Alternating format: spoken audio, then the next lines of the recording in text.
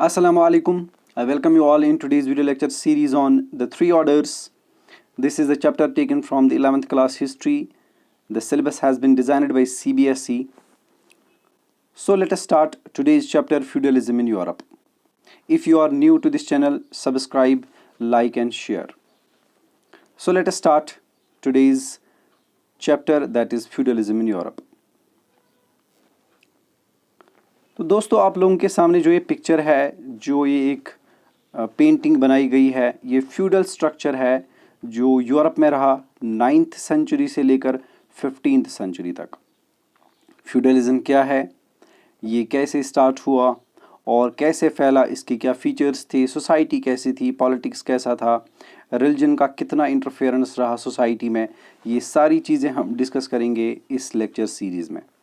आज इंट्रोड्यूस करेंगे फ्यूडलिज्म होता क्या है। इससे पहले कि मैं स्टार्ट करूं तो इंट्रोडक्शन ज़रूरी है। दुनिया के नक्शे पे बड़ी बड़ी अम्पायर्स आई है, जैसे सबसे पुरानी अम्पायर्स में से अलेक्जेंडर द ग्रेट, उसकी ग्रीक अम्पायर थी, या फिर बाद में रोमन अम्पायर उसके बाद स्टार्ट हो गई, या पर्शियन अम्पायर्स थी, या बाद में मेडिवल टाइम्स में बड़ी बड़ी अम्पायर्स में से मंगोलियन अम्पायर्स थी, या टर्किश अम्पायर थी जिसको ऑटोमन अम्पायर भी कहते हैं। तो इस तरह से बहुत सारी अम्पायर्स दुनिया के नक्शे पे देखी गई। आज के इस टॉपिक में हम रोमन अम्पायर के बारे में थोड़ा सा डिस्कस करेंगे। रोमन अम्पायर जो रोम से स्टार्ट हो गई और फैलते फैलते ऑलमोस्ट 3 कॉन्टिनेंट्स पे, जिसमें यूरोप, एशिया और अफ्रीका के कुछ पार्ट्स रहे। तो ये इतनी बड़ी अम्पायर थी कि इस अम्पायर का नाम आज भी आता है। तो जब भी कभी बात होती है बड़ी अम्पायर्स की, तो रोमन अम्पायर का एक इम्पॉर्टेंट नाम देखा जाता है हिस्ट्री में। ये रोमन अम्पायर जैसे जैसे डिक्लाइन होती गई, तो वेस्टर्न वर्ल्ड में, जिसको हम यूरोप कहते हैं, वहाँ पे एक नई तरह का स्ट्रक्चर, नया जो सोशल एंड पॉलिटिकल स्ट्रक्चर था वो इमर्ज हो गया। उस स्ट्रक्चर का नाम दिया गया है फ्यूडलिज्म। ये फ्यूडलिज्म कैसे स्टार्ट हुआ, ये सब डिस्कस करेंगे। तो चलिए शुरू करते हैं आज का टॉपिक हम इंट्रोडक्शन से, और इसमें हम देखेंगे फ्यूडलिज्म होता क्या है। जो रोमन एम्पायर थी, जैसे इसका फॉल हो गया, जैसे ही डाउनफॉल हो गई, ये ख़त्म हो गई, तो बहुत से जर्मनिक पीपल जो जर्मन एरिया से, जो आज की जर्मनी है, वहाँ से आए और उन्होंने ईस्टर्न और सेंट्रल यूरोप को अपने कब्ज़े में ले लिया। या यूँ कहेंगे, एक तरफ से रोमन एम्पायर डिक्लाइन हो रही थी, दूसरी तरफ से जो नज़दीकी कंट्रीज़ थी, नज़दीकी जो एम्पायर्स थी, वहाँ के इन्वेडर्स ने रोमन एम्पायर के उन पार्ट्स पे हमला किया जिन पे कंट्रोल ख़त्म हो चुका था। और इस तरह से ख़ास तौर पे इटली, स्पेन और फ्रांस, ये वो बड़े पार्ट्स थे रोमन एम्पायर के जिनको कब्ज़े में ले लिया उन लोगों ने जिनको हम जर्मनिक पीपल कहते हैं। 9th सेंचुरी से लेकर 16th सेंचुरी के बीच में जो पीरियड रहा है, उस टाइम की जो सोशल, इकोनॉमिक और पॉलिटिकल चेंज है, वो सारी की सारी डिपेंड थी लैंड पे। अब ऐसा क्यों था? क्योंकि जो फॉरेन ट्रेड था वो डिक्लाइन पे था, जो सिटीज़ थी वो भी डिक्लाइन हो रही थी, और साथ में डिक्लाइन हो रहा था जिसको हम कहते हैं इमर्जेंस ऑफ टाउन्स। तो ये कुछ चेंजेस थी जिसने मजबूर किया most of the population, including rulers, the aristocracy, the nobles, या जो भी किंग या उनसे रिलेटेड होते थे, उनका जो कंट्रोल रहा अब इस बार लैंड पे था। यानी उनका सारा गुजर बसर लैंड पे ही रहा। तो लैंड जो वर्ड है, इसको फ्यूड भी कहते हैं, इसीलिए इस पूरे सिस्टम को फ्यूडलिज्म का नाम दिया गया। तो 9th सेंचुरी से लेकर 16th सेंचुरी का जो पीरियड है, ये वेस्टर्न हिस्ट्री में फ्यूडलिज्म का पीरियड कहा जाता है। तो इसके क्या फीचर्स है वो भी देखेंगे हम। इस पूरे पीरियड में रूलर्स से ज़्यादा इम्पॉर्टेंट चर्च नज़र आने लगा, क्योंकि most of the western world has been dominated by the Christianity. तो क्रिश्चियन जो वर्ल्ड था, या हम यूरोपियन वर्ल्ड की बात करेंगे, तो वहाँ पे क्रिश्चियनिटी इतनी डोमिनेट थी कि रूलर्स का पावर ही ख़त्म होने लगा। यहाँ पे कुछ नए कैटेगरीज के लोग जिनके हाथों में पावर चला गया, these were the popes, these were the bishops, these were the cardinals. ये वो लोग थे जिनको चर्च से रिलेशन थी। यानी किंग से ज़्यादा अब चर्च और इसके लोग इम्पोर्टेंट बन गए। जो लाज बनाए जाते थे वो चर्च बनाता था, जो रूलर अपॉइंट होता था या जो रूलर चूज़ किया जाता था वो भी काम करता था चर्च। किस तरह सोसाइटी होगी ये भी डिसीजन लेता था चर्च।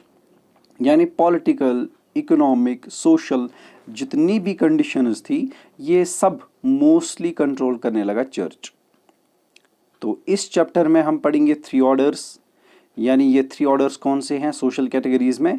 इनमें हम पढ़ेंगे Christian priests, land owning nobles and the peasants. ये 3 कैटेगरीज के बारे में इस चैप्टर में पूरी डिटेल आपको मिलेगी और इंशाल्लाह आप एंजॉय भी करेंगे इन वीडियोस को कुछ एक्स्ट्रा इन्फॉर्मेशन के साथ, और साथ में आपकी जो बेसिक्स है वो भी क्लियर हो जाएगी।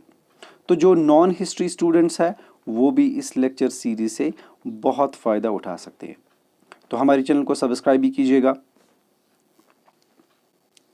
ये जो आपके सामने पेंटिंग है ये उस फ्यूडल स्ट्रक्चर की पेंटिंग है जो यूरोप में रही। आप इसको यहाँ देख सकते हैं।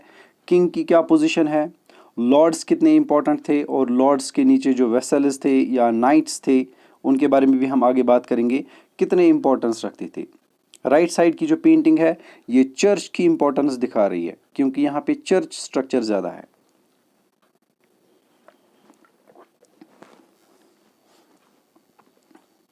तो इस पूरे चैप्टर के लिए हमारे पास कौन सी इंफॉर्मेशन है?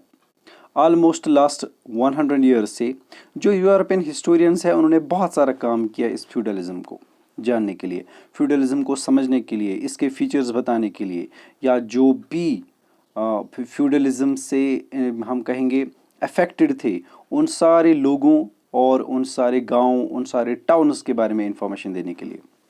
तो हिस्टोरियंस ने बहुत से डॉक्यूमेंट्स का या बहुत सारे सोर्सेज का इस्तेमाल किया जिसमें ऑफिशियल डॉक्यूमेंट्स है या जो लैंड ओनरशिप रिकॉर्ड्स है या उस टाइम के जो प्राइसेस हुआ करते थे गुड्स के, चीज़ों के, उनके बारे में, जो लीगल केसेस होते थे मोस्टली जो कोर्ट कंडक्ट करता था वो रिकॉर्ड्स भी अवेलेबल है। इसके अलावा चर्च के ख़ास तौर पे जो चर्च में रिकॉर्ड्स होते थे वो बहुत ज़्यादा इम्पोर्टेंट है। चर्च उस टाइम पे रिकॉर्ड रखता था बर्थ्स का भी, मैरिजेस का भी और डेथ्स का भी। इससे पता चलता है कि गवर्नमेंट उतना कंट्रोल नहीं करती थी, किंग या जो मोनार्क्स होते थे वो उतना कंट्रोल नहीं करते थे, उनके पास उतने पावर्स नहीं थे जितना कि चर्च के पास था। जैसा मैंने पहले भी कहा, church was the most dominant institution of the European society. इसके अलावा कुछ इनस्क्रिप्शंस भी है जो ट्रेडर्स के बारे में, एसोसिएशंस के बारे में, या उसके अलावा सॉन्ग्स भी है, स्टोरीज़ भी है, वो हमें फेस्टिवल्स या कम्युनिटी एक्टिविटीज़ के बारे में हमें इंफॉर्मेशन देते हैं। तो इतने सारे सोर्सेज का इस्तेमाल करने के बाद कुछ हिस्टोरियंस जिनमें से मार्क ब्लॉक जो जिनकी बर्थ 1886 और डेथ जो है 1944 दी गई है, तो मार्क ब्लॉक ने एक बुक लिखी है फ्यूडल सोसाइटी और इसमें वो एक्सप्लेन करता है यूरोपियन फ्यूडलिज्म। फ्रेंच सोसाइटी के बारे में भी देता है, खासतौर पे 9th सेंचुरी से लेकर 13th सेंचुरी के बारे में। तो it describes in detail the social relations, social hierarchies, land management and the popular culture of the period. तो मार्क ब्लॉक की ये इम्पोर्टेंट बुक जो हमें बहुत सारी इंफॉर्मेशन देती है मोस्टली अबाउट द सोसाइटीज़ या हायरार्कीज़ या लैंड मैनेजमेंट या फिर उस टाइम के कल्चर के बारे में। ये फोटोग्राफ लिया गया है जो मार्क ब्लॉक है उसकी जो बुक है उसकी, साथ में कुछ पेंटिंग जो ऑलरेडी उसकी बुक पे दी गई है, ये आप यहाँ से देख सकते हैं।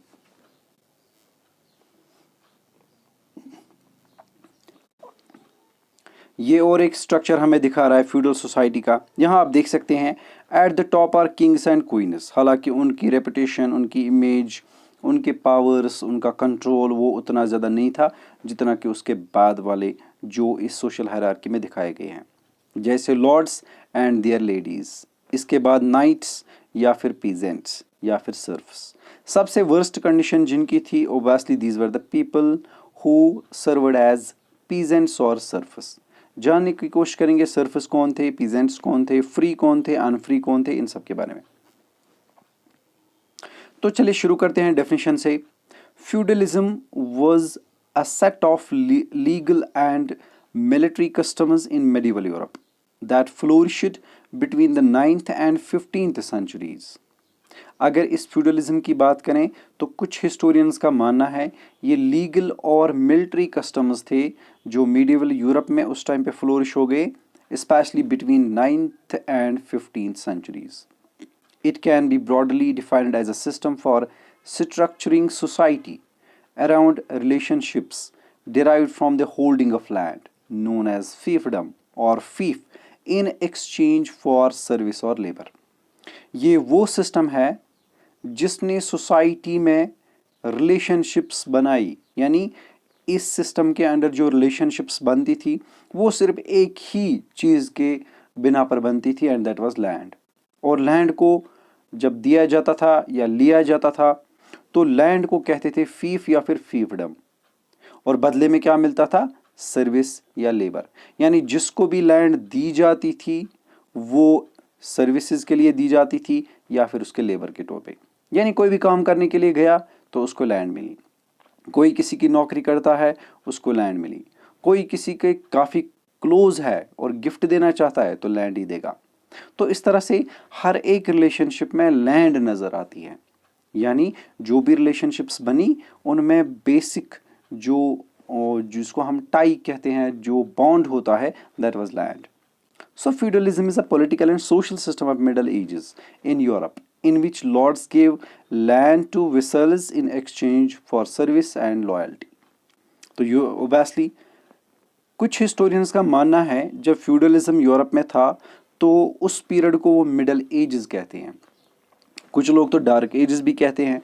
डार्क एजेस इसलिए क्योंकि जो यूरोपियन ट्रेड था, जो इंटरनेशनल ट्रेड था, फॉरेन ट्रेड था, वो डिक्लाइन पे था. सिटीज़ डिक्लाइन हो गई, किंग्स का पावर ख़त्म होने लगा, तो मोस्ट ऑफ द जो पावर था वो या तो चर्च के पास था या फिर लैंडलॉर्ड्स के पास था. और जब ये लैंड दी जाती थी किसी को तो उसको दो चीज़ें ज़रूरी करनी पड़ती थी. एक, सर्विस देनी थी उसको जिसने लैंड दे दी, या फिर लॉयल्टी, यानी हमेशा ज़िंदगी भर उसको गुलामी की ज़िंदगी गुजारनी पड़ती थी. तो कुछ लोग कहते हैं जो फ्यूडलिज्म था ये पॉलिटिकल या सोशल सिस्टम था मिडल एजेस का जो यूरोप में था between 9th and 15th century, जिसमें लॉर्ड्स ने लैंड्स दी वेसल्स को, बदले में उनको सर्विस मिलती थी या फिर लॉयल्टी. ये कुछ डेफिनेशन है. एक यहाँ पे आप देख सकते हैं फीफडम, इसको कहा जाता है फीफडम, यानी ये वो एरिया है जहाँ पे लैंड कल्टीवेट की जाती थी, जहाँ पे लॉर्ड भी रहता था और साथ में वो कल्टीवेटर्स जो उसमें कल्टीवेशन करती थी. बल्कि साथ में तो नाइट्स भी रहा करते थे आसपास में, जिनका काम था अपने लॉर्ड को प्रोटेक्ट करना. तो नाइट्स को यूजुअली हम कहते हैं योद्धा, फाइटर, या जिसको हम कहते हैं बेस्ट सोल्जर. तो मिडिवल सोसाइटी में नाइट्स की बहुत इंपॉर्टेंस थी. ये सब जानने की कोशिश करेंगे आगे. दूसरी डेफिनेशन है हमारे पास, feudalism was the system in 9th and 15th century European medieval societies where a social hierarchy was established based on local administrative control and the distribution of land into units or fiefs. फिर से वही definition, social hierarchy यानी किसकी क्या position है ये determine करती थी लैंड कंट्रोल. जिसके पास जितनी ज़्यादा लैंड उसकी सोसाइटी में उतनी ज़्यादा हाई पोजीशन. तो यही डिसाइड करता था किसकी क्या पोजीशन होगी. जैसे सर्फस की बात करेंगे, वो सोसाइटी में सबसे नीचे थे क्योंकि उनको काम करना पड़ता था लॉर्ड के लिए, उनको काम करना पड़ता था फीफडम्स में, उनको काम करना पड़ता था उन लैंड्स में जो किसी के कंट्रोल में होती थी. हाईएस्ट पोजीशन की बात करें तो obviously it was king. King ही अपनी एम्पायर में लैंड डिस्ट्रीब्यूट करता था. कुछ लैंड लॉर्ड्स को, अपनी ऑफिशियल्स को, अपने मिनिस्टर्स को, अपनी नोबल्स को, और कुछ लैंड इसी तरह से चर्च को. फिर वो अपने आप में जो लॉर्ड्स थे वो भी आगे चलकर किसी को लैंड बांट के देते थे, फिर नाइट्स भी किसी को लैंड बांट के देते थे. तो इस तरह से एक चेन थी ऊपर से नीचे तक जिसमें रिलेशंस बेस्ड थी सारी लैंड पे. A landowner called as lord gave a fief यानी piece of land along with the promise of military and legal protection in return for a payment of some kind from the person who received it, यानी विसाल। तो एक side से Lord जो land देता था, जिसको फीफ कहते थे या फीवडम, साथ में वो प्रॉमिस भी लेता था मिलिट्री हेल्प के लिए, लीगल प्रोटेक्शन के लिए। या यूं कहेंगे, किंग जब किसी को लैंड देता तो वो उससे प्रॉमिस लेता था कि जब मुझे ज़रूरत पड़ेगी आप अपनी आर्मी, अपना रिसोर्सेज या जो भी आपके पास है वो सब लेकर आप मेरी हेल्प के लिए आओगे, साथ में आप सारी ज़िंदगी लॉयल रहोगे। लॉर्ड के पास इतनी लैंड होती थी, वो किसी और को देता था। इस तरह से दीवर द वेसल्स। तो फिर इसी तरह से बाद में नाइट्स को मिलती थी, वो भी यही प्रॉमिस लेते थे। फिर ये पहुंच जाती थी फाइनली पीजेंट्स के पास, जिनका काम था सिर्फ कल्टीवेशन करना। तो यहाँ तक हमने देखा फ्यूडलिज्म की कुछ डेफिनेशंस, और यहाँ पे फिर आपके सामने जो लॉर्ड और वेसल्स है उनकी पिक्चर दी गई है। लॉर्ड जो ऊपर बैठा हुआ है हाई पोजीशन पे, और वेसल्स जिनको लैंड दी जाती थी, बदले में उनसे प्रॉमिस लिया जाता था, बदले में सर्विस के लिए और लॉयल्टी के लिए उनसे जो है प्रॉमिस, और साथ में वो जो टैक्सेस होते थे वो भी पे करने के प्रॉमिस लिए जाते थे। फ्यूडलिज्म की और एक definition, feudalism refers to a type of socio economic organisation of society as a whole, a mode of production and of the reproduction of social classes। कुछ हिस्टोरियंस का मानना है फ्यूडलिज्म सोशो इकोनॉमिक ऑर्गेनाइजेशन है society की, जिसका काम है produce करना और साथ में जो सोशल क्लासेस है उनको भी प्रोड्यूस करना। अब देखिए, इसको समझने की ज़रूरत है। अगर ये एक सोशल एंड इकोनॉमिक सिस्टम है, यानी इसमें सोसाइटी भी आ गई, इकॉनमी भी आ गई। इकॉनमी कैसे? ओबेसली सारा कंट्रोल लैंड पे है, सारी रिलेशन लैंड पे डिपेंड है। तो जो लैंड है उसका काम ही होता है प्रोड्यूस करना, यानी एक प्रोड्यूस करना। दूसरा हो गया कि कौन प्रोड्यूस करेगा। तो जो प्रोड्यूस करेंगे, इस तरह से वो हायरार्की में सोशल रिलेशंस बनेंगी। जैसे किंग ने दिया चर्च को या फिर लैंडलॉर्ड को, लैंडलॉर्ड ने दिया नाइट्स को, नाइट को दिया, नाइट ने दिया वेसल्स को, वेसल्स या किसी और ने दे दिया फीप्स को, इन सर्फस को। तो इस तरह से एक रिलेशन बन गई, एक सोसाइटी बन गई। सोसाइटी में एक ऑर्डर आ गया, टॉप पोजीशन पे कौन, लोवेस्ट पोजीशन पे कौन। तो इस तरह से दो चीज़ें इसने की लैंड ने, एक प्रोडक्शन यानी क्रॉप्स, दूसरी सोशल क्लासेस की रिप्रोडक्शन, यानी इसने सोशल हायरार्की भी डिसाइड कर ली कि किसकी क्या पोजीशन है। So it is defined in terms of the social relationships by which its two fundamental social classes constitute and maintain themselves। Obviously यहाँ पे दो क्लासेस होंगे, एक होगा फ्यूडल लॉर्ड और दूसरा होगा जिसको हम सर्फ कहते हैं।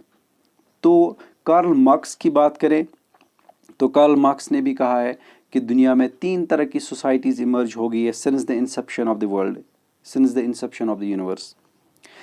पहली सोसाइटी को वो स्लेव सोसाइटी कहते हैं। कहता है कि पहली सोसाइटी में स्लेव्स थे और दूसरी साइड से मास्टर्स थे, यानी सोसाइटी में दो तरह के लोग थे। एक वो जिनको मास्टर्स का नाम दिया गया, दूसरे वो जिनको स्लेव्स का नाम दिया गया। फिर वो मिडिवल सोसाइटी को कहता है फ्यूडल सोसाइटी, क्योंकि इसमें वो कहता है कि इसमें भी दो ही क्लासेस थी, एक वो जिनके कंट्रोल में लैंड थी, दूसरे वो जो इस लैंड में कल्टीवेशन करते थे, जो इस लैंड में काम करते थे, यानी सर्फ्स। फिर वो कहता है तीसरी सोसाइटी जिसको वो कहता है इंडस्ट्रियल सोसाइटी।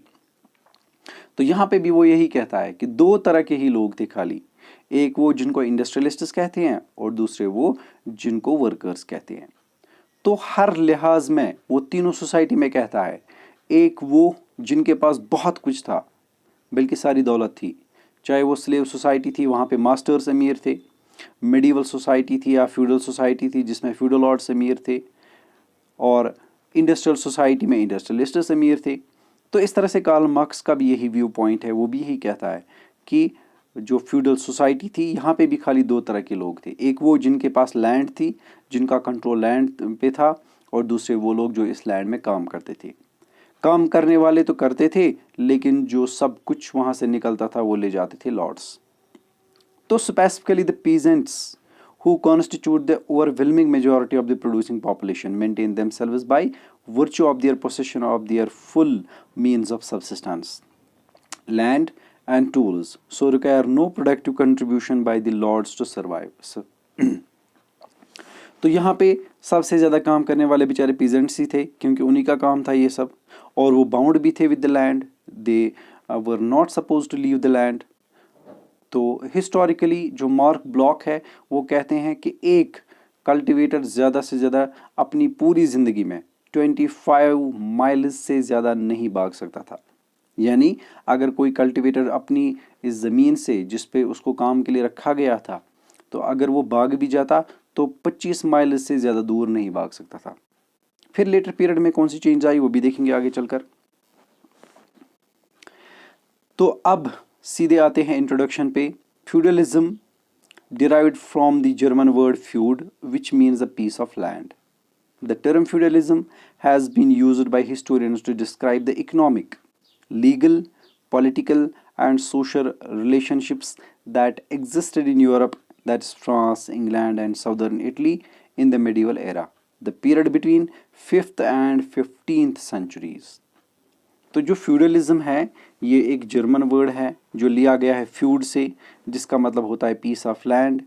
यानी जो फ्यूडलिज्म है ये सोशल, इकोनॉमिक और पॉलिटिकल सिस्टम है जो देखा गया या जो रहा जो यूरोप है आज का, वहाँ पे ख़ास तौर पे फ्रांस, इंग्लैंड और साउदर्न इटली में। पीरियड कौन सा था? कुछ लोग 9th सेंचुरी से लेकर 15th दिखाते हैं, कुछ लोग 5th सेंचुरी से ही इसके रूट्स को ट्रेस करते हैं। So in other words, feudalism refers to the social, political and economic system associated with the land which existed in the Europe between 5th and 15th centuries. बिल्कुल यही फिर वो definition आ गई कि फ्यूडलिज्म का जो असल बाउंड है या हम कहेंगे जो बेस है, जो फाउंडेशन है, वो लैंड है। तो जितनी भी रिलेशंस आप इस चैप्टर में पढ़ेंगे वो आपको हर तरफ से लैंड से नजर आएंगी। यानी एक पर्सन और दूसरे पर्सन के बीच में जो रिलेशनशिप बनेगी वो आपको मोस्टली नजर आएगी because of the land. That's why this is called feudalism. So feudal society developed in medieval France and later in England and in southern Italy. कहाँ से स्टार्ट हुआ?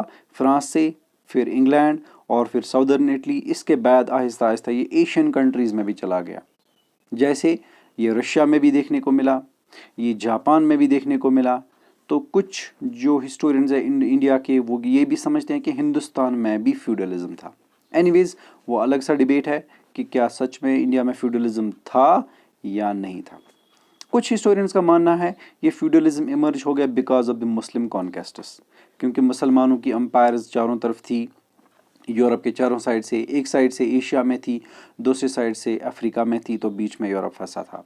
इस वजह से जो ट्रेड था वो श्रंक हो गया, यानी यूरोपियंस ट्रेड नहीं कर पाए और इस वजह से ज़्यादा पैसा नहीं आया, सारा प्रेशर लैंड पे आ गया। इस वजह से सारे लोग लैंड के ही पीछे पड़ गए, इसीलिए इसका नाम पड़ गया फ्यूडलिज्म।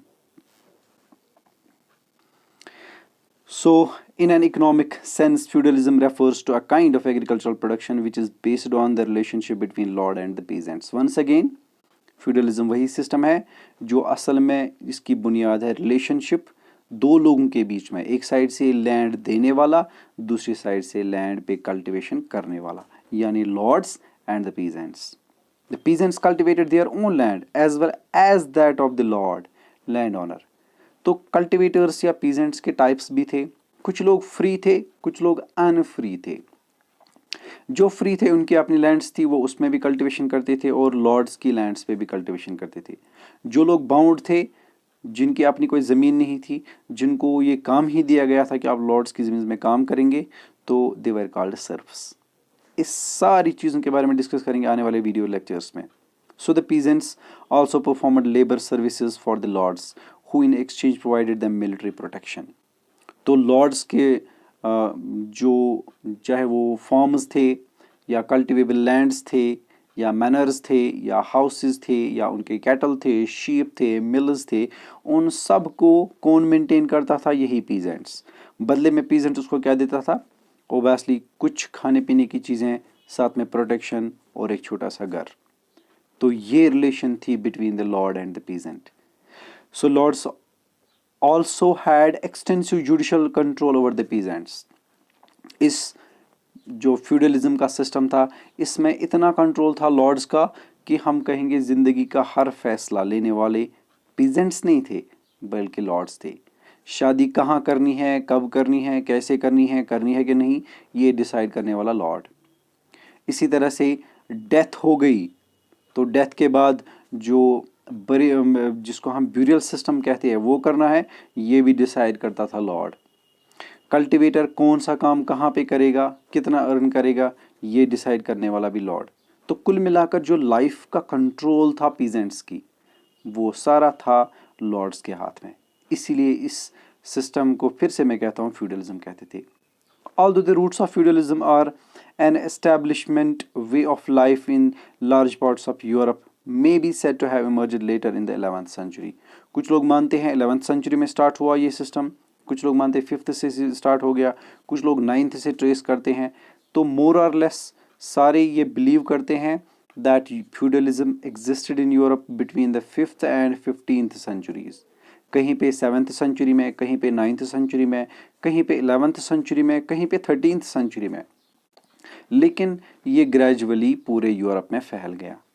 और देखा जाए तो जब रशिया में रिवॉल्यूशन आया 1917 में, उस टाइम पे भी वहाँ फ्यूडलिज्म था। फ्रांस में जब रिवॉल्यूशन आया 1789 में, तो वहाँ पे भी फ्यूडलिज्म था। जापान की बात करें, मॉडर्न जापान बनने से पहले वहाँ पे भी फ्यूडलिज्म था। तो इंग्लैंड की बात करें, जब पार्लियामेंट बनी तो वहाँ पे भी फ्यूडलिज्म था। तो इसका मतलब ये हुआ, ये फ्यूडलिज्म एक सिस्टम बन गया पूरे यूरोप का, न सिर्फ यूरोप का बल्कि एशिया की कुछ कंट्रीज़ में भी, जैसे जिनमें रशिया का मेजर पार्ट है 75% और साथ में जापान का भी।